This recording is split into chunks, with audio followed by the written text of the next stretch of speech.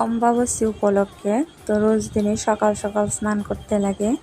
তো প্রায় 5:30টার মধ্যে আমার স্নান পূজা সব কিছুই কমপ্লিট। এখন সকালে চাটা বানিয়ে নিচ্ছি।